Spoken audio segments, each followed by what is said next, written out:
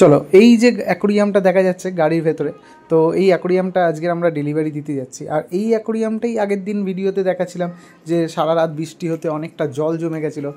আর এই অ্যাকোরিয়ামটা আজকে ডেলিভারি দেওয়ার ব্যাপার রয়েছে। তার সঙ্গে একটা দাদাকে বেশ কিছু স্যান্ডেরও ডেলিভারি দেওয়া ছিল, আর আমার কাছে অল্প কিছু স্যান্ড ছিল, ওগুলোকেই দিয়ে দিচ্ছি।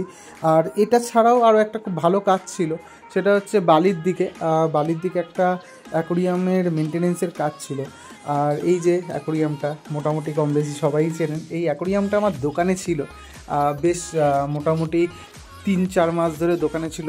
দোকানে এই কাঠগুলো সিজন হয়েছে, ট্যানিং লিস্ট করেছে। তারপরে এই অ্যাকোরিয়ামটা টোটাল সেট আপ অবস্থায় আমরা তুলে বালির এখানে একটা দাদার বাড়িতে আমরা বসিয়ে দিয়েছি।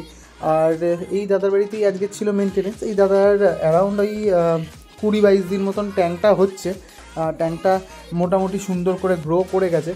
তো এই যে ফিল্টারটা আজকের পরিষ্কার করা হচ্ছে, এই ফিল্টারটা ওনার আগের যে অ্যাকোরিয়ামটা ছিল সেই টাইম থেকে চলছে। আমরা ফিল্টারটা তখন পরিষ্কার করিনি, অ্যাকচুয়ালি ফিল্টারটা একদম ব্যাকটেরিয়াটা কালচার হয়েছিল ওই জন্যে। আর আজকের এসে যেহেতু ফিল্টারটা পরিষ্কার করছি, তো সেক্ষেত্রে এই অ্যাকোরিয়ামের জলটাই আমি বালতিতে তুলে রেখে দিচ্ছি, কারণ এই অ্যাকোরিয়ামের জল আমরা পরে কিছুটা ইউজ করব। আর এখানে মেনলি শুধু ফিল্টার পরিষ্কার করার না, কিছু কিছু প্ল্যান্টস যেই সব জায়গাগুলোয় লাগানোর বাকি ছিল ওগুলোকে লাগাচ্ছি। আর বেশ কিছু রেয়ার ভ্যারাইটির মস, যেমন রিকার্ডিয়া, কিছু ক্রিস্টাল মস, এই সবগুলো এখানে ইউজ করব। তো ওগুলো নিয়ে এসেছিলাম। মুগলি আরও কিছু সুন্দর সুন্দর বুসিফ্যালেন্ডার ব্রাঞ্চ নিয়ে এসেছিলো, যেগুলো খুব কালারফুল সুন্দর সুন্দর হবে। তো ওগুলোকেই কিছু কিছু জায়গায় প্লেস করছি। আর এই যে অ্যাকোরিয়ামটার অ্যানোভিয়াসগুলো লাগাচ্ছি, মোটামুটি কিছু কিছু গ্যাপ জায়গা করা ছিল, যেই সব জায়গাগুলোয় লাগানোর। আর দাদাকে আমি প্রথমেই বলে দিয়েছিলাম, এই যে অ্যাকোরিয়ামগুলো এগুলোতে একদিনে সেট আপ হয় না, এগুলো ধীরে ধীরে একটু একটু করে সেট আপ হয়। তো সেরকমটাই আর কি।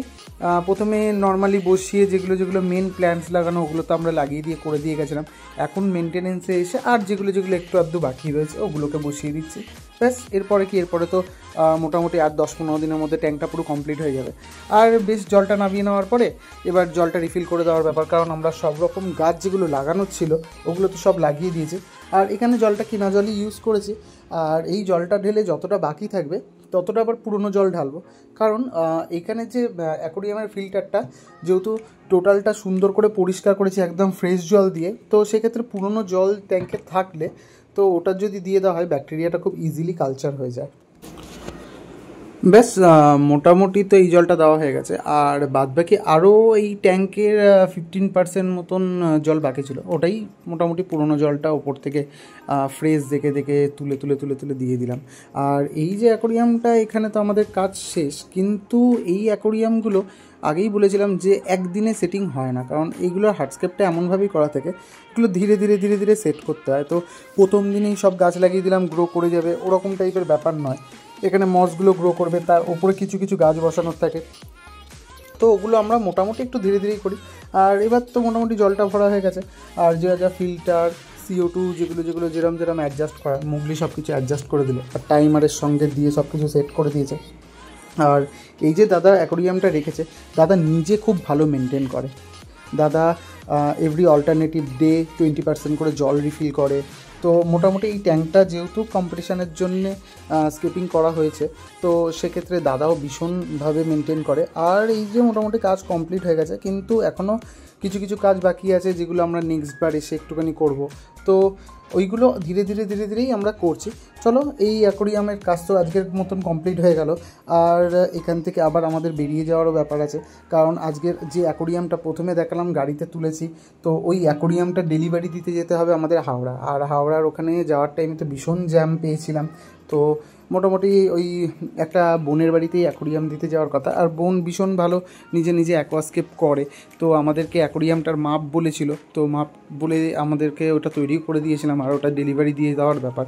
তো ওই রকমটাই আর কি, ফটু আর মোগলি মিলে গাড়ি থেকে অ্যাকোরিয়ামটা নামিয়ে নিয়ে ওই বোনের বাড়িতে দিতে চলে যাচ্ছে।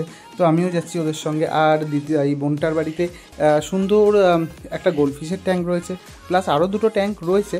আর এই যে ট্যাঙ্কটা রয়েছে এই ট্যাঙ্কটাকে রিপ্লেস করে ওই ট্যাঙ্কটা বসানো হচ্ছে। তো মোগলি মোটামুটি ফিনাইল সব কিছু লাগিয়ে বসিয়েও দিয়েছে। চলো, আজকের কাজটা এতটা পর্যন্তই ছিল। আবার দেখা হচ্ছে নেক্সট ভিডিওতে আরও নতুন নতুন সুন্দর সুন্দর অ্যাকোরিয়ামের ভিডিও নিয়ে। টাটা।